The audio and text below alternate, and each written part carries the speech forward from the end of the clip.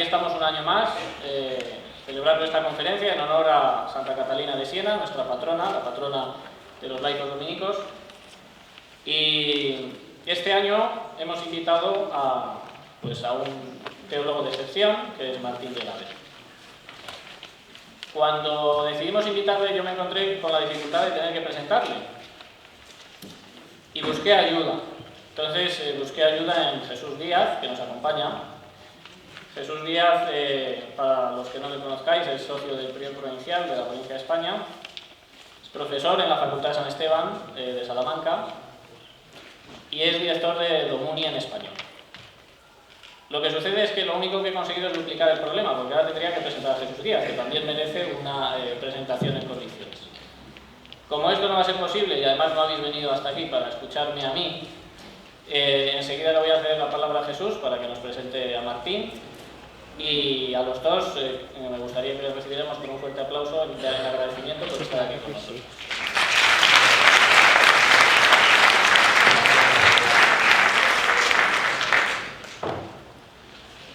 Buenas tardes. Para mí es un honor presentar a Martín, no solo como hermano en la orden dominicana, sino también y sobre todo como teólogo, ¿no? Por eso tengo este honor y de hacerlo pues, en el marco de la quinta conferencia Santa Catalina, organizado por los laicos dominicos de la Fraternidad de Atocha. Me corresponde esa breve presentación. Él ha titulado su conferencia, como bien saben todos ustedes, Anunciar la palabra de Dios en una situación económica obscena. ¿Qué puedo decir de Martín Gelaber? De todos es bastante conocido como fraile, como profesor y gran conferenciante, como teólogo. Martín es uno de los teólogos dominicos más conocidos en España, también en Latinoamérica. Sus escritos traspasan el Atlántico y algunos de ellos han sido traducidos a varios idiomas. Ya que la mayor parte de ustedes pues, tienen un contacto personal con lo dominicano, con la orden de predicadores, o bien porque son miembros de fraternidades laicales, o bien porque asisten pues, a nuestra predicación, a nuestra iglesia, a nuestra parroquia, voy a insistir por ese motivo en elementos más propiamente dominicanos del ponente Martín. Él realiza sus estudios de bachiller en el Colegio de los Dominicos de la provincia de Aragón, en Zaragoza, el conocido Colegio Cardenal Xavier. Ingresa a la orden bien joven, con 19-20 años. Con 24 años es ordenado sacerdote. Su formación académica universitaria transcurre primordialmente en las ciudades de Valencia, Barcelona y Friburgo, Suiza, en cuya universidad se doctora en teología. Su tesis doctoral lleva por título La fe como inmortalización, ensayo de interpretación teológica del pensamiento de Miguel de Unamuno. Actualmente es catedrático de la Facultad de Teología San Vicente Ferrer de Valencia, en donde enseña, entre otras materias, teología fundamental y antropología teológica. Dos materias que a él, sin duda alguna, le apasionan. Ha sido decano de esta facultad durante 2 trienios, de 1995 a 1998 y de 2001 a 2004. En noviembre de 2004, el maestro de la orden le confirió el título de maestro en Sagrada Teología, máximo honor que la Orden de Predicadores concede a los teólogos más destacados. En marzo de 2005 ingresó como académico numerario en la Real Academia de Doctores de España. Pertenece a la Asociación Española de Profesores de Teología Fundamental y a la Asociación Europea de Teología Católica, y ha sido director del anuario Escritos del Vedat de 1982 a 1988. Yo diría, ya más a título personal, que Martín es muy valorado como inquieto creyente, yo diría, como teólogo y como profesor. 3 razones avalan esta apreciación. Como inquieto creyente, su capacidad de persuasión expositiva en la transmisión de su experiencia de Dios y en la predicación de la palabra. Como teólogo, su habilidad para la argumentación teológica, claramente manifestada en sus escritos. Y como profesor de teología, su didáctica, haciendo que el desarrollo de su exposición temática sea clara, atractiva para la escucha y yo diría también provocativa en la reflexión que suscita. Algunos críticos y analistas de su pensamiento afirman de él lo siguiente. Leyendo a Unamuno, Martín se reafirmó en la importancia de la cuestión de la salvación y de presentar una fe que respondiera a las grandes inquietudes del ser humano. Santo Tomás y Eduard Schillebeeck han sido dos fuentes, entre otras, de inspiración para su reflexión teológica. Es más, podríamos afirmar que Martín descubre una nueva lectura de Santo Tomás desde la teología que le proporciona Schillebeeck. Desde siempre se ha preocupado Martín por la cuestión del sentido, no solo del sentido de la vida, sino del sentido de la fe en los problemas fundamentales que la vida nos aquieta y nos proporciona. Y también otra gran preocupación en la teología de Martín es la credibilidad. Cómo hacer no solo razonable la fe, sino también atractiva la fe. Hay una pregunta que a él le inquieta.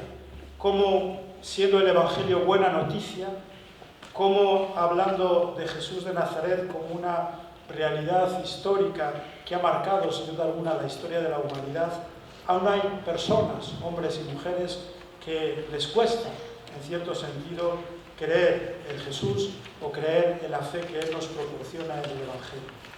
Bien, son numerosas sus publicaciones, en absoluto los voy a citar, mucho menos todas, simplemente voy a resaltar alguna, al menos aquellas que yo más he utilizado o a mí personalmente me han servido para la predicación. Jesucristo, revelación del misterio del hombre, ensayo de antropología teológica. Esta publicación es del 2006 y ha alcanzado la 4ª edición, según mi conocimiento. Para encontrar a Dios, vida teologal, escribe en el 2009, está ya en la 2ª edición.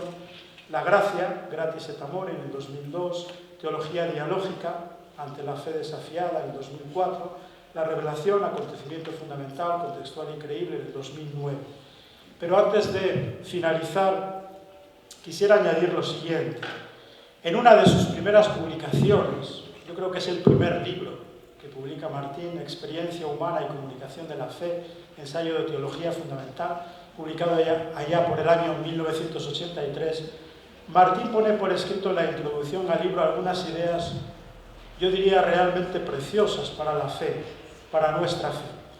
Partiendo de algunas preguntas de Unamuno, a modo de brochazos, como quien quiere dibujar los elementos fundamentales de una fe que ha de resultar creíble, Martín va dejando entrever la base fundamental de su pensamiento teológico y su modo personal, dominicano, de afrontar la reflexión de la fe.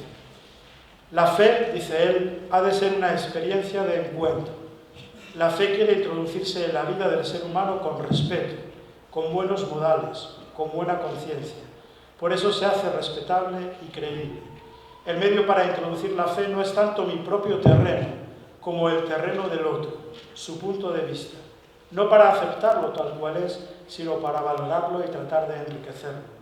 Pues si no empiezo por hacerme entender, y para eso debo referirme a lo que el otro vive y entiende, no podré nunca introducirme desde la fe en la conversación con el otro. Pues bien, desde estas palabras del propio Martín, en ese primer libro que publica en el año 1983, le cedo sin más la palabra, sabiendo que su exposición siempre es buscar la conversación con el otro. Por eso os invito a escuchar su ponencia desde este sentido de conversación que él quiere dar siempre a su reflexión.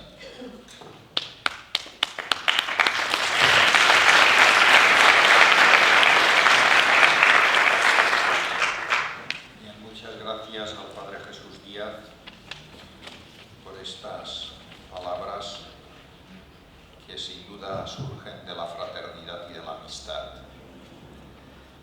Y gracias también a la Fraternidad de Laicos Dominicos de aquí del convento de Atocha por invitarme a desarrollar estas ideas homenajeando a Santa Catalina de Siena.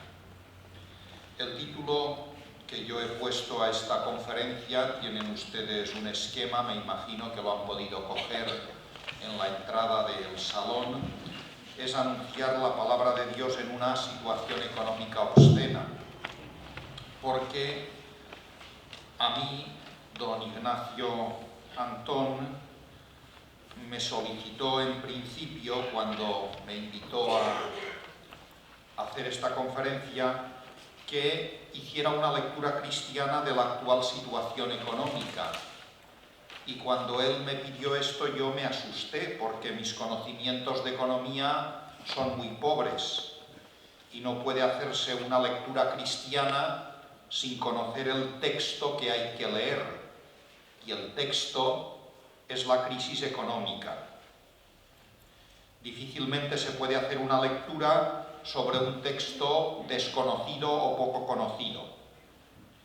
Sin embargo, cuando tras exponer a don Ignacio mis limitaciones, él me pidió que yo mismo propusiera un título, quise de alguna manera aceptar el reto de reflexionar sobre la crisis económica, aunque con algún cambio de enfoque que no me obligara a entrar en datos que no controlo. Lo que yo voy a intentar es responder a la pregunta de cómo anunciar la palabra de Dios en una situación de crisis como la presente, sean cuales sean sus causas. Nosotros, como dominicos y como dominicas, laicos, frailes, monjas, debemos ocuparnos y preocuparnos del anuncio del Evangelio en el mundo en el que nos ha tocado vivir. Como diré más adelante, no me parece exagerado calificarlo de mundo obsceno. Hoy la obscenidad tiene unas características propias de este momento, pero tengo la impresión de que el anuncio de la palabra de Dios se ha encontrado siempre con situaciones incompatibles con lo que ella anuncia. Y empiezo a desarrollar mis reflexiones con este primer título, este primer punto: el hambre no llega a mansiones ni a palacios. Porque más allá de la crisis, de las grandes cifras, de los rescates, de los bancos mal gestionados, de la corrupción de algunos políticos, de los pisos no vendidos, de las hipotecas no pagadas, de los recortes en gastos sociales para pagar intereses de bancos rescatadores, lo que hay detrás de todo esto es mucha gente que sufre, que lo está pasando mal y que al menos espera una palabra de comprensión y un gesto de solidaridad. Todos conocemos a personas que se han quedado sin trabajo, a las que les han reducido el empleo y el sueldo, a personas que tienen que alimentar a su familia y que no pueden, y tienen que buscar ayuda, bien en familiares, bien en instituciones solidarias. Porque la crisis económica, lo sabemos de sobra, afecta sobre todo a la gente que vive de su trabajo, no a las personas que especulan con el dinero o que tienen grandes fortunas. Estos se enriquecen con la crisis. El hambre, como he querido titular en este apartado, no llega a mansiones ni a palacios. La comida siempre abunda y escasea en los mismos sitios. Los que somos profanos en economía, me parece a mí que debemos ser cautos a la hora de emitir juicios sobre la crisis. Es fácil caer en la tentación de moralizar la crisis, o sea, de buscar culpables. Pero sospecho que en economía las causas estructurales son más importantes que las personales. Hay unos mecanismos propios del funcionamiento económico que no dependen de las voluntades individuales. Esto no significa que no debamos prestar atención y ayuda al vecino, al familiar, pero esto no soluciona el problema estructural, que sigue estando ahí produciendo pobreza y sufrimiento. Por otra parte, hay una tendencia a culpabilizar a los empresarios y a los políticos como si todos fueran corruptos o como si ellos tuvieran soluciones. No conviene olvidar que muchas veces las situaciones son complejas. Yo personalmente conozco a algún pequeño empresario que ha tenido que cerrar su negocio o despedir a algunos de sus trabajadores con gran dolor y pesar, porque la situación le desbordaba y no podía hacer otra cosa. Los políticos, yo no tengo que defender aquí a los políticos ni he venido a eso, pero bueno, los políticos por su parte muchas veces deben elegir no entre lo malo y lo bueno, sino entre lo malo y lo peor, o tomar decisiones sin saber si son correctas o no. Dicho todo lo anterior, y paso a este subapartado que he titulado El mito de lo realmente posible, dicho todo lo anterior, a mí me sorprende un tipo de discurso propio de personas, espero que se me entienda bien, políticamente conservadoras, que contagia a las personas religiosas, sobre todo cuando estas personas religiosas seguimos o siguen conservando su trabajo y su sueldo. Un discurso que legitima acríticamente el orden vigente. Consiste en creer que el único horizonte posible es el orden económico realmente existente. No hay alternativa al capitalismo, se dice. Hay que aceptar la política real y la economía real, como si solo fuese real lo que uno piensa o lo que a uno favorece y lo que dicen o hacen los otros fuera irreal. Pensando así, sacralizamos el orden vigente como si fuera algo legitimado por la ciencia económica y damos por supuesto que cualquier otra alternativa es pura fantasía sin base científica. Me parece a mí que al menos los cristianos deberíamos escuchar otras voces que ofrecen alternativas al modelo económico que nos quieren imponer o que nos quieren vender como el único posible o el mejor posible. Yo ya he dicho que no soy experto en economía, por tanto, luego en el coloquio, por favor, no me hagan preguntas técnicas sobre esta cuestión. Inmediatamente voy a pasar a la reflexión teológica que quiero ofrecerles. Pero bien, me parece a mí que hay alguna alternativa, otro tipo de formas impositivas, una autoridad económica mundial, sistemas cooperativistas, límites a la acumulación de riqueza, que es lo mismo que límites a la acumulación de deuda, democracia más participativa, en fin. Y paso al último puntito de este punto introductorio y hablo de algunos datos que a mí al menos me parecen obscenos. Sin necesidad de ser un experto, hay algunos datos que, aunque solo sean aproximados, reflejan bastante bien una situación que parece incompatible con el mensaje de Jesús.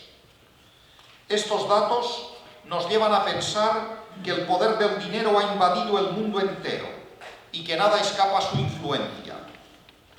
Este poder produce resultados tan llamativos como estos. El mundo tiene unos 7.000 millones de habitantes. Unos 1.400 millones de seres humanos viven con menos de 1 euro al día. Hay unos 7 millones de millonarios en dólares, de los cuales 600 tienen un patrimonio que supera los 1.000 millones de dólares. Estas 600 personas cuadruplican ellos solos toda la riqueza que produce España en un año. Evidentemente, ninguno de los que estamos aquí somos de esos millonarios, pero los que estamos aquí somos gente afortunada, porque formamos parte del 20% de la población del mundo que posee el 80% de los bienes de la tierra. Entre este 20%, una pequeñísima minoría controla gran parte del capital. En España, leí hace poco, 1.400 personas controla recursos equivalentes al 80,5% del PIB, del Producto Interior Bruto, e hizo que en el año 2010 las 35 empresas más grandes de España hubieran aumentado sus beneficios un 24% respecto del año anterior, mientras que los trabajadores se hicieron un 2% más pobres. Y un dato más, y acabo, porque los datos, como comprenderán, los he copiado, se encuentran en internet, a poco que uno busque. Según cifras oficiales del 2010, en España los servicios sociales atendieron a más de 8 millones de personas, un 19,5% más que el año anterior. Estamos en el 13%, esto ha aumentado. Las cifras son orientativas de algo que ya decía Pablo VI. Los ricos son cada vez más ricos y los pobres cada vez más pobres. Peor aún, estas cifras no son algo coyuntural, son un reflejo de lo mal montada que está la sociedad desde hace mucho tiempo. Hace exactamente 50 años, el Concilio Vaticano II decía algo tan actual ahora como entonces. Cita literal del concilio hace 50 años. La mayor parte de la humanidad sufre todavía, hace 50 años, miren si viene el asunto de lejos. Bien, la mayor parte de la humanidad sufre todavía tan grandes necesidades que con razón puede decirse que es el propio Cristo quien en los pobres levanta su voz para despertar la caridad de sus discípulos. Y tras nombrar o citar a los discípulos de Cristo, el concilio lamentaba que fueran aquellos países con una población mayoritariamente cristiana los que disfrutan de la opulencia, mientras otros se ven privados de lo necesario para la vida y viven atormentados por el hambre, las enfermedades y toda clase de miserias. Una prueba que dura tanto tiempo debería hacernos pensar. Por eso digo que no me parece exagerado calificar a este mundo de obsceno. La palabra obsceno tiene un doble sentido. Por un lado equivale a deshonesto, falto de pudor, pornográfico. Pero además significa obsceno algo infausto o de mal agüero. Bueno, pues aquí lo deshonesto de la economía es algo infausto para muchos millones de personas, para la mayoría de los hijos de Dios que habitan en un mundo que Dios ha creado para todos. Bien, voy a dejar de lado, a partir de ahora, paso al punto segundo de mi esquema, las referencias directas a la economía para ofrecer, en primer lugar, algunas reflexiones teológicas que pueden, me parece a mí, que deben ayudar a cambiar o a reafirmar, no hay por qué cambiar, a lo mejor reafirmar nuestra mentalidad ante estos hechos. Y luego acabaré con unas reflexiones sobre cómo anunciar la palabra de Dios en una situación económica que produce tanta desgracia. Bien, el punto segundo de mi esquema, un mundo creado para todos. La primera palabra de Dios es la creación. Dios dice su primera y permanente palabra en la creación. Dios crea por la palabra y dice su primera palabra creando. Y lo primero que hace al crear, incluso antes de crear al ser humano como varón y mujer, es crear un jardín, un mundo preparado para que el ser humano pueda habitarlo. Este mundo, que es de Dios, Dios lo prepara para todos los seres humanos sin excepción. del Señor es la tierra y cuanto la llena, el orbe y todos sus habitantes, dice el libro de los Salmos. Dios coloca a los humanos en este mundo suyo y les encomienda que lo administren, que lo cuiden según la voluntad del amo. Y el amo, que es Dios, dice que la tierra es de todos. Si Dios ha entregado la tierra y cuanto ella contiene a todos los seres humanos, sin excepción, allí donde los bienes no son accesibles a todos, no se cumple la voluntad de Dios. Pues eso es exactamente lo que está ocurriendo en este mundo, que no se cumple la voluntad de Dios.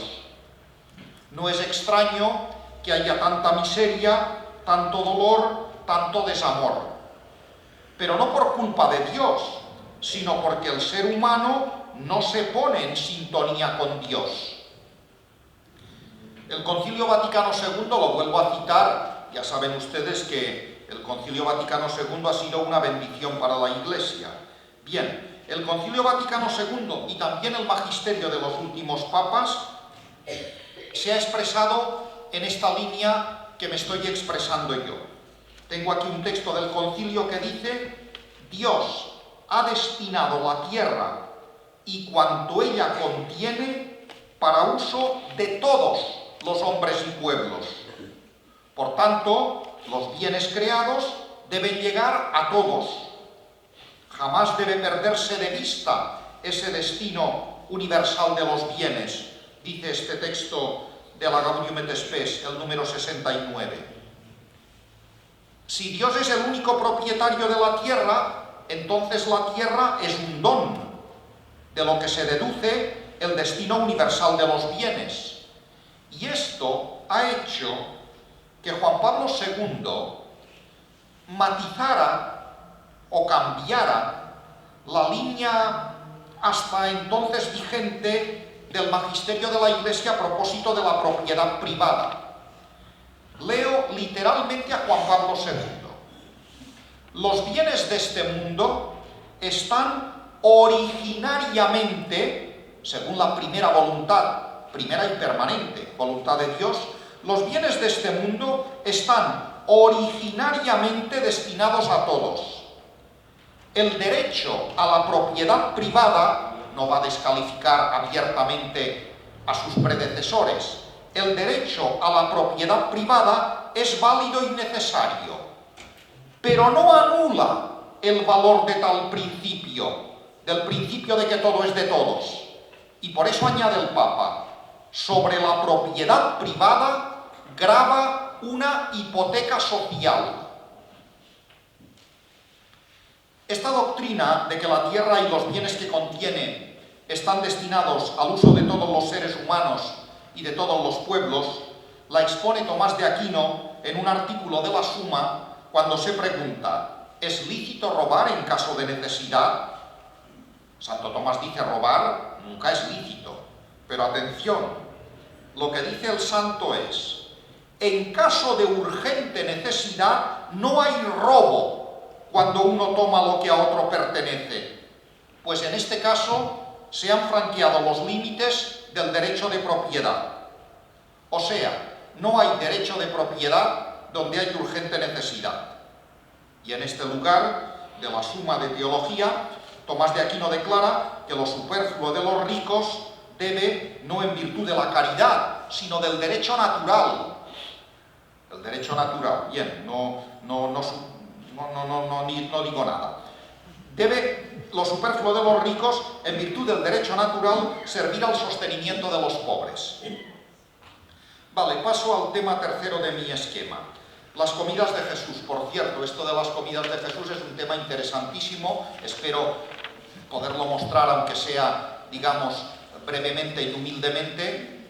Esto de las comidas de Jesús, este punto, voy a ser honrado, yo me he inspirado en los trabajos de un profesor de Murcia que ha hecho la tesis doctoral conmigo, Bernardo Pérez Andreu. Lo cito aquí porque me parece honrado decir que esto de las comidas de Jesús que yo voy a decir, pues me he inspirado en sus escritos. Bien, He dicho que la primera palabra de Dios es la creación. La definitiva es Jesucristo. En Jesucristo encontramos una confirmación y radicalización de esta enseñanza de la creación, a saber, que los bienes de este mundo están para ser repartidos equitativamente entre todos sus habitantes. Un mundo para todos supone necesariamente unas personas solidarias. Desgraciadamente hoy la solidaridad no abunda mucho en nuestro mundo. Una de las actitudes de Jesús que más criticaron sus enemigos, pero que mejor definen el proyecto de Jesús, puede entenderse como una crítica a este mundo egoísta que crea seres insolidarios. Me refiero a las comidas de Jesús compartidas con todo tipo de personas, incluidos los pecadores, publicanos, enfermos y prostitutas. En tiempo de Jesús, y también en los nuestros, la mesa reafirma el orden social. Piensen en la pregunta: ¿a quién invitas tú? ¿A quién invito yo a mi mesa? A mis amigos, a los que son de mi clase, a los que son de mi ambiente social, claro. Bueno, pues sentando a los pobres en su mesa, pero queriendo que en su mesa se sienten todos, Jesús rompe este orden social que discrimina a los pobres.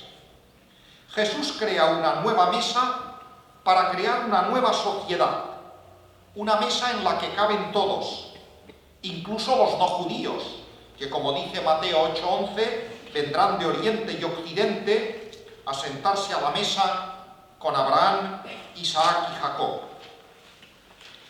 La comida con pecadores se había convertido para Jesús en una costumbre. En el capítulo 15 de Lucas encontramos una palabra que Joaquín Jeremías, un buen exégeta, considera que refleja, digamos, la realidad más real de lo que ocurría con Jesús y la crítica que le hacían a Jesús. Dice el capítulo 15 de Lucas: todos los publicanos y los pecadores se acercaban a él para oírle, y los fariseos y los escribas murmuraban diciendo: este acoge a los pecadores y come con ellos.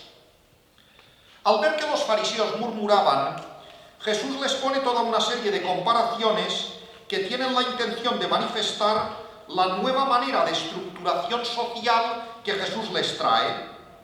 Se trata de la alegría de acoger lo excluido y lo perdido. El capítulo concluye con la parábola del padre que tenía 2 hijos, que deja su posición social para acoger al hijo que se había perdido.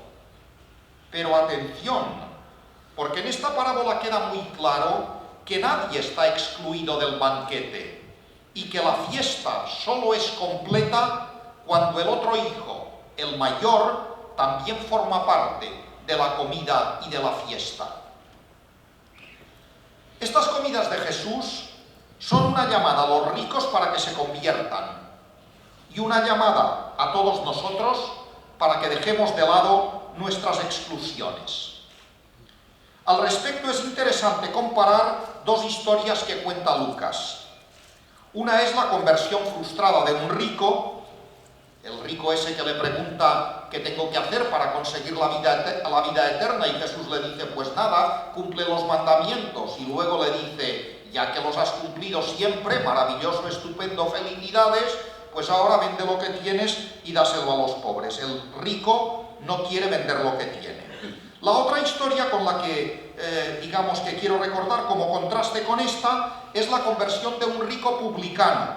Es más, jefe de publicanos, algo así como un contratista de impuestos que tendría a su cargo a otros subcontratistas. Esto le supondría unos ingresos elevados. Es la historia de Zaqueo, que termina con una tremenda alegría cuando Jesús quiere comer en su casa, pues indica que Jesús le acepta como alguien con quien compartir valores e ideas.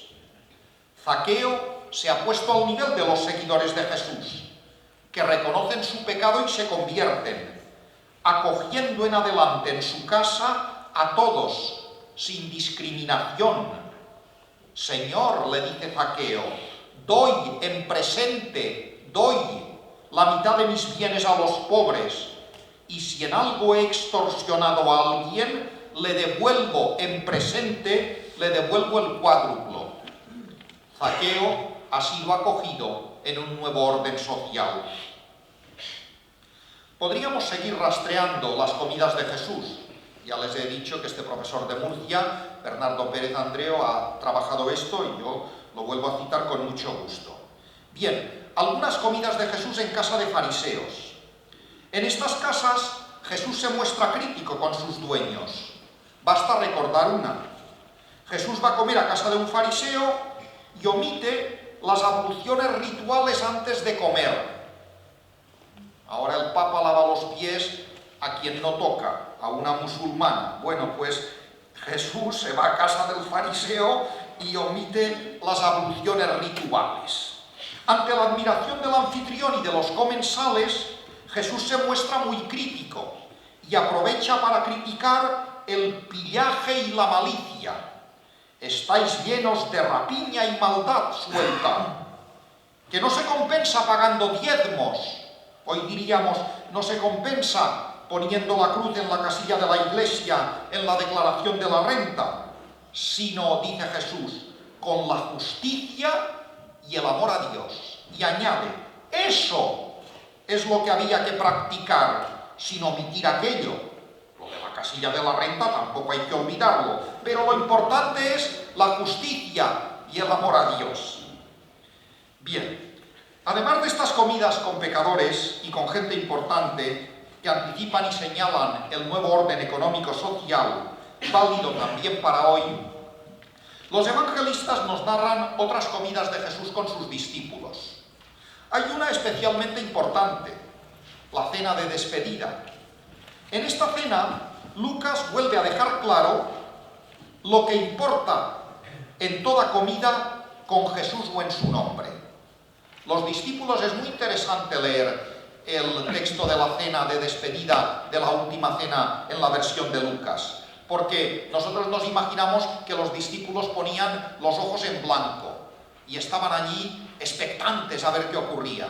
No, según Lucas, los discípulos están discutiendo entre ellos quién es el más importante. Y Jesús, que se da cuenta de que los discípulos están en otra cosa, en cuál es el más importante, aprovecha para dejar claro que en la mesa de los suyos nadie es mayor ni menor, porque esta mesa no debe nunca parecerse a la de los poderosos de la tierra, que encima se hacen llamar bienhechores. En la mesa de Jesús nadie domina o somete, porque todos son servidores de todos, a ejemplo del mismo Jesús, que se presenta como un servidor, como un diácono. Las traducciones ocultan esta palabra, pero en el Evangelio de Lucas Jesús dice esto: yo estoy en medio de vosotros como un diácono, como un servidor, como el que sirve.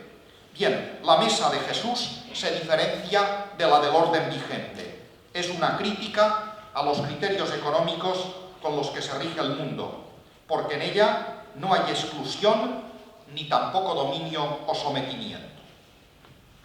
Y tras hablar de la mesa de Jesús, voy a hablar en el punto cuarto de la mesa compartida de los seguidores de Jesús.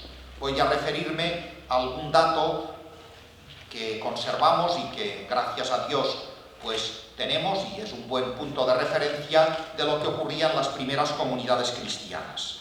Porque en las primeras comunidades cristianas, siguiendo la práctica de Jesús, la vida se organizaba en torno a una mesa. Bueno, por cierto, la mesa era uno de los temas recurrentes en las parábolas de Jesús. El reino de los cielos se parece a un banquete, a una mesa en la que hay comida buena y abundante para todos, donde todos se sienten alegres y solidarios, donde la risa se contagia, donde nadie se siente solo. Estas parábolas no remiten a un mundo futuro. Estas parábolas remiten al mundo presente, a otra manera de organizar este mundo. Si el reino de los cielos se parece a un banquete, solo si en este mundo organizamos banquetes así, comprenderemos lo que es el reino. Hay un texto, estoy improvisando un poco, pero hay un texto en el Evangelio de Lucas 14:15, la cita es buena, aunque la diga de memoria, en donde se cuenta que Jesús está comiendo en casa de un fariseo rico y de pronto le dice al fariseo, mira, tú cuando des un banquete no tienes que invitar a tus amigos ricos, a quien tienes que invitar es a los pobres, a los lisiados, a los cojos, porque esos no te lo podrán pagar invitándote a su vez a su casa. Y si invitas a esos, a los pobres, a los lisiados, esto se te recompensará en el reino de los cielos. Y dice el evangelista Lucas, habiendo oído eso, uno de los comensales dijo, dichoso el que pueda comer en el reino de Dios. Bien, si nosotros no podemos mostrar esta mesa en la que se sientan los pobres, los cojos y los idosos o los lisiados, me es igual, si nosotros no podemos mostrar esta mesa en la que se sientan los marginados de nuestra sociedad, si no la podemos mostrar, nadie se sorprenderá y exclamará, dichoso el que pueda comer en el reino de Dios. Solo si podemos mostrar esta parábola hecha realidad, daremos una idea de lo que podrá ser la comida en el reino de Dios. Porque si ya en este mundo puede ocurrir una mesa así, con esta fraternidad, con esta capacidad de acogida, con esta bondad, con este compartir y con esta alegría que se contagia, ¿qué será el reino de Dios? Pero si no mostramos que esto puede ser real aquí, no tenemos parábola con la que la gente pueda comparar el reino de Dios. Bien, la comunidad primitiva también se organizaba en torno a una mesa. Los cristianos se reunían en las casas para celebrar la Eucaristía, pero no solo celebraban la Eucaristía, se reunían en las casas para compartir también el pan material. En la primera comunidad todos eran hermanos, iguales, los bienes de la casa eran para todos. Uno solo es vuestro Padre, les dice Jesús. Ahí en vuestra comunidad no hay nadie con poder, no llaméis a nadie Padre sobre la tierra, Padre en el sentido de poder, imposición. Todos vosotros sois hermanos, el mayor entre vosotros será vuestro servidor. Bueno, pues esto es lo que la primera comunidad cristiana quería vivir. Y, claro, como en todas las cosas, pues siempre hay quien no cumple o quien no es fiel a lo que debe ser. Y por esto, así se explica que San Pablo tiene una reacción muy agria con los corintios cuando les dice, bueno, ya me he enterado de que cuando reunís para celebrar la Eucaristía entonces iba acompañada de una comida fraterna, de un agape fraterno. Bueno, ya me he enterado que cuando reunís para celebrar la Eucaristía, cuando llega la hora de la comida, aquí no todo el mundo come igual de bien, no se comparte. Los ricos comen maravillosamente y los pobres pobremente. Dice, no, así la comunidad cristiana no puede funcionar. Y si no hay este compartir fraterno en lo material, la celebración de la Eucaristía, dice San Pablo, puede ser peligrosa, porque la celebráis para vuestra propia condenación. Bien, las primeras comunidades cristianas eran una alternativa al mundo de entonces, y por eso fueron admiradas por unos y mal vistas por otros. El autor de la primera carta de Juan contrapone la vida cristiana a la vida del mundo y advierte que en las comunidades cristianas algunos no cumplen con el criterio básico para ser miembros de la comunidad, que es el compartir los bienes. Y por eso dice literalmente, si alguno que posee bienes del mundo ve a su hermano que está necesitado y le cierra sus entrañas, ¿cómo puede permanecer en él el amor de Dios? Bien, en la mesa de nuestro mundo moderno come la quinta parte de la humanidad. Las otras 4/5 partes están esperando las migajas que caen de nuestra mesa. Lo dejo aquí para pasar rapidísimamente al punto 5, porque quisiera entretenerme un poquito más con el punto 6. Este punto 5 que he titulado "Los cristianos no tenemos la exclusiva". Es fabuloso que no tengamos la exclusiva, porque así hay más gente que hace el bien y que comparte. Bien, la actitud de Jesús es reunir en la mesa del reino a todo el que se quiera sentar, sea de los nuestros o no, sea judío o griego, hombre o mujer, esclavo o libre. La Iglesia no puede pretender tener la exclusiva de esta mesa.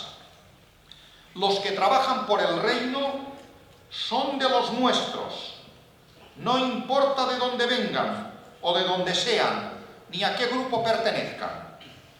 El evangelista Marcos nos recuerda que además de Jesús había otra gente que expulsaba demonios, o sea, que hacía el bien igual que lo hacía Jesús. Y ya conocen la historia, los discípulos le dicen a Jesús que se lo impida, cerrando así a otros cauces de salvación. La respuesta de Jesús no puede ser más clara: el que no está contra nosotros, está con nosotros. Esta debe ser nuestra actitud: incluir a todos aquellos que pretenden sentirnos solidarios y hermanos y sentir que son de los nuestros, todos aquellos que pretenden hacer el milagro de acabar con el sufrimiento y la muerte de millones de hijos de Dios. Me importa recordar aquí algo escrito por Benedicto XVI que me parece que no ha sido muy resaltado, a saber, que la Iglesia no puede emprender por cuenta propia la empresa política de realizar la sociedad más justa posible. La Iglesia, decía Benedicto XVI, no puede ni debe sustituir al Estado, pero tampoco puede ni debe quedarse al margen de la lucha por la justicia. La Iglesia, vuelvo a citar al Papa, es una más entre las fuerzas vivas que trabajan por un mundo más justo y por acercarse a los hombres necesitados de auxilio. Bien, si la Iglesia es una más y no puede quedarse al margen de la lucha por la justicia, bien, esto significa al menos dos cosas.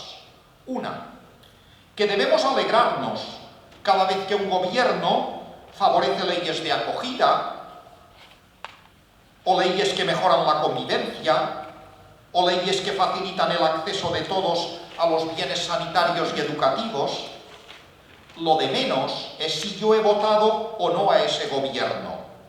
Lo demás es si ese gobierno favorece la integración, crea condiciones para hacer de esta ciudad, de este mundo, de esta nación, pues una sociedad más humana y fraterna. Bien, y en segundo lugar, esto significa que nosotros, como cristianos, debemos colaborar activamente con aquellos que quizás con una ideología, con una conciencia distinta de la nuestra, también trabajan por el reino. Hoy el Espíritu Santo alienta a muchos seres humanos que trabajan en pro de la verdad, la justicia y el amor. Los cristianos no estamos solos en esta tarea y no tenemos tampoco la exclusiva del Espíritu. En este terreno de la justicia y de la caridad, lo que debe darse es una mutua emulación en el bien entre los cristianos y las personas de buena voluntad a las que ama el Señor precisamente por su buena voluntad. Y voy a entrar ya en el último punto, que he titulado Reflexiones de cara a la predicación. Ven que en este último punto hay 4 subapartados, a ver si en un cuartito de hora me da tiempo de decirlo todo. El tiempo que quiera, vale, muchas gracias. No pasará de 20 minutos, no se asusten. Yo tengo el reloj controladito. O el reloj me controla a mí. Bien. Vale, reflexiones de cara a la predicación. Bien, les ofrezco a continuación algunas reflexiones y orientaciones que pueden servir de cara a la predicación. y me detengo en algunos aspectos que a veces ofrecen dificultad o sobre los que algunos preguntan porque no los tienen claros. El primer punto, como ven, lo he titulado con una palabra de Jesús, y el segundo también. Bueno, vamos con el primero. No solo de pan vive el hombre. Bien, la Iglesia debe anunciar el nombre de Jesús y debe invitar a todos los seres humanos a encontrarse con Cristo y a unirse a Él. Pero esto no significa que su misión se reduzca a una predicación espiritual, que muchas veces toma la forma de un discurso inconcreto y no comprometido.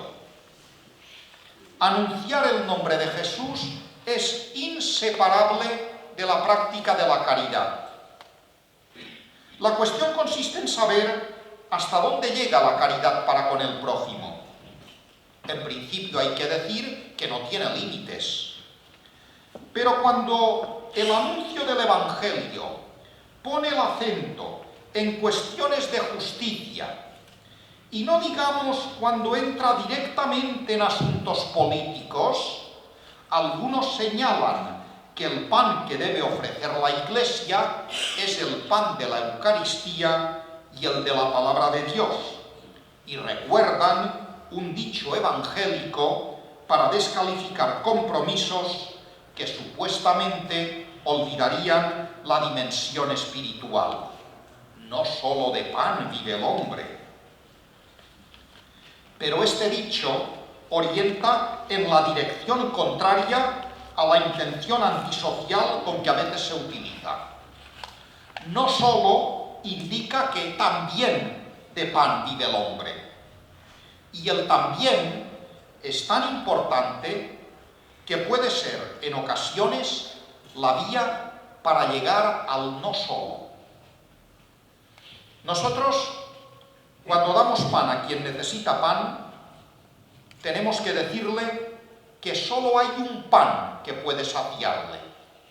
Sí, eso de las lecturas de la semana pasada de estos evangelios pascuales. Vuestros padres comieron un pan y se quedaron con hambre. Yo voy a daros un pan que es vida eterna. Sí, tenemos que decir esto. Solo Jesucristo es el pan que puede saciar. Pero para que comprenda eso, aquel al que le damos pan para llenar su estómago, para que comprenda que el pan bueno es Jesucristo, que Él es el pan de vida, que cuando se come ya no se pasa más hambre, en muchas ocasiones primero hay que saciarle del pan material. Porque solo cuando esté saciado de ese pan, solo entonces se dará cuenta de que sigue teniendo hambre. Y se dará cuenta por experiencia de que este pan no le llena de sentido y de alegría. Y habrá llegado el momento oportuno y adecuado para que podamos decirle: ya te lo decía yo, este pan que tú consideras tan necesario y tan importante es un pan que termina dejando vacío, como has experimentado en tu propia carne. Si quieres, yo te invito a que pruebes otro pan que te llenará de vida. O sea, para conducir a los hombres a Cristo, a lo mejor hay que empezar por darles de comer. Y esta es la segunda palabra de Jesús que me gustaría comentar: dadles vosotros de comer. Nosotros, probablemente, sin ninguna duda, no podemos solucionar la crisis. Pero sí podemos y debemos decir una palabra profética y realizar gestos proféticos. Hay una palabra de Jesús que, tomada en serio, puede suscitar actos proféticos. Dadles vosotros de comer. Vosotros sí, porque Dios ha puesto el mundo en vuestras manos, lo ha confiado a vuestra responsabilidad. Tan interesante como la palabra de Jesús es el contexto que la suscita. La gente se agolpa alrededor de Jesús y escucha su enseñanza. De pronto los discípulos se dan cuenta que es tarde, que están en un descampado, y aconsejan a Jesús que diga a la gente que vayan a los pueblos de alrededor para encontrar comida. Es la solución más lógica y más sensata. Entonces Jesús responde: dadles vosotros de comer. Los apóstoles se dan cuenta de que si ellos tienen que ir a comprar la comida, no les va a bastar el dinero que tienen. Entre la multitud hay un muchacho que tiene comida, pero es claramente insuficiente: 5 panes y 2 peces. Entonces Jesús, tras pronunciar la oración, parte los panes y manda que se distribuya lo partido. Ya sabemos que al final sobró comida. ¿Cuál es la enseñanza de fondo? El pan, cuando es escaso, pero se parte y reparte, llega a todos. Si es abundante y se lo queda uno solo, solo come uno y los demás pasan hambre. La cuestión, por tanto, no es de cuántos recursos dispone el Estado o el municipio. La cuestión es si los reparte y cómo los reparte. Desgraciadamente, en nuestras ciudades cada vez hay más colas esperando un poco de pan ante comedores sociales, albergues y despachos de Cáritas. La mayoría hasta ahora eran extranjeros, pero cada vez hay más españoles. Lo digo como signo de que los que nos creíamos más seguros o estábamos más protegidos, pues también de pronto nos vamos a las colas de Cáritas. Las preguntas que se pueden hacer son muchas. ¿Cómo es que las instituciones caritativas encuentran comida? ¿A qué dedican sus recursos las instituciones oficiales? ¿Con qué criterio se hacen los presupuestos del Estado, de la comunidad y del municipio? ¿Qué es lo que tiene la primacía? Se dice y repite que la tienen las pensiones, la enseñanza y la sanidad. Me parece que no es verdad. La tiene el pago de intereses. Y yo me pregunto, ¿por qué el Estado no se declara en suspensión de pagos? ¿No sería ni la primera vez que lo hace? Creo que después del gobierno de los llamados Reyes Católicos, pues hubo aquí, España se declaró en suspensión de pagos, pero creo que también en otro momento más tardío. Ni sería la primera vez que lo hace, ni el primer Estado que lo hace. Francia y Holanda se han declarado también en suspensión de pagos. Todas las grandes naciones lo han hecho alguna vez y su economía ha resurgido con más fuerza. Bien, la Iglesia primitiva se tomó muy en serio este dadles vosotros de comer. Basta recordar la colecta que San Pablo hizo entre los cristianos de Corinto, que eran pobres, para los cristianos más pobres de Jerusalén. San Pablo deja claro que su generosidad debe ser libre y voluntaria. Les pone como modelo de generosidad la de nuestro Señor Jesucristo. Y lo hace mediante una expresión paradójica que debería hacernos pensar. El cual, siendo rico, por vosotros se hizo pobre, a fin de enriqueceros con su pobreza. Cristo no era rico en dinero, sino en misericordia y generosidad. Por eso, siendo rico, se hizo pobre, se despojó de sí mismo, se entregó a sí mismo, y una vez despojado, se quedó pobre, y con su pobreza nos enriqueció. ¿Cómo se puede enriquecer a otro con la propia pobreza? Cuando se comparte lo que hay. Y por eso San Pablo dice muy claramente a los corintios: no se trata de que paséis apuros para que otros tengan abundancia, sino de procurar la igualdad. El capitalismo funciona con esta lógica. Muchos pasan apuros para que unos pocos tengan en abundancia. La lógica cristiana es otra: que nadie pase apuros, que a nadie le falte lo necesario, que todos tengan suficiente para satisfacer sus necesidades. Esta lógica solo puede llevarse a cabo mediante un cambio de mentalidad y una conversión del corazón. Nosotros, los cristianos estamos llamados a ese cambio y a esa conversión. Y también estamos llamados a decir una palabra para que otros, al menos, conozcan esta lógica y si la cogen, la pongan en práctica. Es verdad, nosotros individualmente podemos hacer muy poco, pero como Iglesia podemos hacer mucho. La Iglesia, hoy las iglesias, no solo la católica, también las otras iglesias cristianas, son instituciones escuchadas, con posibilidades de hacerse oír. Me temo que nos hacemos oír solo en determinados asuntos que tienen que ver con la moral personal, familiar o sexual. Cuando se trata de moral social, de justicia, de solidaridad, de compartir los bienes, yo no sé qué pasa. Quizás es que no se nos oye bien o que no levantamos suficientemente la voz. Y paso al punto 6.3, meterse en política como Santa Catalina de Siena. Que menos que cite aquí a Santa Catalina de Siena. Bien, algunos dicen, cuando yo he dicho lo anterior, ¿no? Bien, a ver, si hablamos de cuestiones de moral social y tal, dicen, eso es meterse en política. Claro que sí, claro que es meterse en política, pero no decir nada o hablar solo de familia y sexualidad, eso también es meterse en política. Otro tipo de política, pero tan política como la otra. La cuestión no es si hacemos o no política. La cuestión, porque hagamos lo que hagamos, siempre hacemos política. La cuestión es qué tipo de política hacemos y por qué hacemos este tipo de política.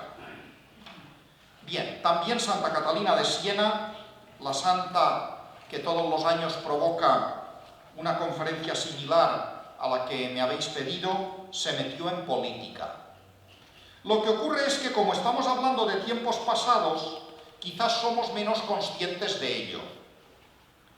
La vocación orante de Catalina se compagina perfectamente con sus ingeniosas maneras de servir a los pobres. Ella sale a la calle para ocuparse de enfermos con enfermedades contagiosas, enfermos a los que nadie quiere atender y que sufren continuada soledad. Catalina escucha con atención el grito de los pobres, de los enfermos, nuevos Cristos sufrientes. Cuanto más avanza Catalina en la vida del espíritu, tanto más se compromete con el mundo. Identificada plenamente con los sentimientos de Cristo Jesús, se convierte en una predicadora itinerante que tiene por púlpito la calle y con su escasa cultura habla con sabiduría ante las autoridades y ante el mismo Papa, ante políticos y eclesiásticos, instándoles a cambiar de actitudes. Algo inaudito para una mujer de 25 años en el siglo XIV. Bien, lo digo con todas las reservas para que se me entienda, pero sería mucho atrevimiento dibujar a la santa con los rasgos de algunas indignadas de hoy que con una edad similar han reclamado otra política y otra economía en la Puerta del Sol de Madrid y en las calles de otras ciudades españolas. Espero no haber profanado el recuerdo de la santa. En todo caso, Catalina de Siena es un claro ejemplo de que cuanto más arraigado está uno en Dios, tanto mejor apóstol es. Una cosa lleva a la otra, pues la oración no es nunca una evasión de nuestras responsabilidades terrenas, ni la mística un olvido de las necesidades de la tierra. Al contrario, la contemplación de las cosas divinas nos lleva a una visión afinada de las miserias y dolores de los hombres. La unión con Dios muestra su autenticidad en el servicio al prójimo. Amor a Dios y amor al prójimo son inseparables, y el uno es la mejor prueba del otro. Y acabo con este final: no esperan igual los pobres que los ricos. Bien, nosotros como cristianos y como dominicos y dominicas estamos llamados a anunciar y hacer presente algo que no abunda mucho y que incluso desaparece en situaciones difíciles y críticas como la actual. Algo que las personas, valga la metáfora, necesitan más que el comer. Nosotros debemos ser predicadoras y predicadores de esperanza con nuestra palabra y con nuestra vida. Una esperanza tan fuerte como la que Catalina de Siena supo infundir en Nicolás de Tulco, condenado a muerte por un tribunal de Florencia y al que Catalina acompaña hasta el patíbulo, como las mujeres acompañaron a Cristo al Calvario. Tomás de Aquino dice que la experiencia y la situación vital influyen en la esperanza. La experiencia y la situación vital. Dice, no esperan igual los jóvenes que los mayores. Bien, ¿cómo traducir y explicar, no cito los textos de Santo Tomás, simplemente la idea? La experiencia y la situación vital no espera igual un enfermo que un sano. No espera igual. Bien, ¿cómo traducir y explicar estas ideas en un ambiente de crisis, de pobreza y necesidad? Si no esperan igual los jóvenes que los mayores, Santo Tomás dice, igualmente podemos decir que no esperan del mismo modo los pobres que los ricos, los hambrientos que los saciados, los que tienen trabajo que los que no lo tienen. Dado que la experiencia y la situación vital influyen en la esperanza, lo primero que habrá que hacer para posibilitar la esperanza será crear condiciones que no conduzcan a la desesperación. Si queremos que los pobres comprendan y acojan la buena noticia del Evangelio, habrá que proporcionarles pan y a partir de ahí abrirles a la esperanza. Lejos, por tanto, de considerar que la promoción humana y el reino de Dios son indiferentes la una al otro, hay que decir que son confluyentes. Yo no tengo la menor duda de que el Evangelio puede y debe anunciarse en cualquier situación, pero eso no quita que haya momentos y lugares que dificultan su anuncio, porque ponen a las personas en disposición de no poder escuchar, ya que sus preocupaciones y necesidades inmediatas, las urgencias, les impiden o al menos les dificultan atender a cualquier otra consideración. Claro, yo de aquí no quiero concluir que el estado de bienestar, la riqueza, favorezca el anuncio del Evangelio, porque el estado de bienestar, la riqueza, puede dificultar la penetración del Evangelio tanto o más que la pobreza. El rico ya está satisfecho con lo que tiene y no necesita ni busca nada más. Y además el rico se cree que con el dinero se consigue todo, incluida la salvación eterna. Bien, ¿cuál será pues, y es mi última idea, para que luego en el coloquio a lo mejor ustedes la enriquezcan, cuál será pues la situación para que nazca la esperanza?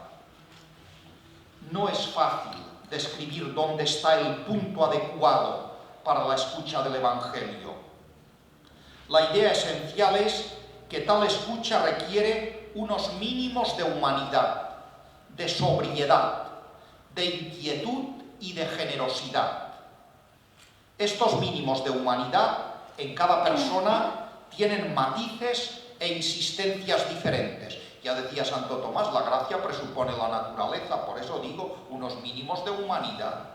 Bien, estos mínimos de humanidad en cada persona tienen matices e insistencias diferentes. Lo que debemos tener claro es que los extremos son malos y que en eso, como en tantas otras cosas, la virtud está en el justo medio. Cada uno de nosotros debe discernir cuál es este punto medio para él, y los predicadores, los catequistas, los testigos del Evangelio debemos tener la suficiente perspicacia para favorecerlo. Muchas gracias.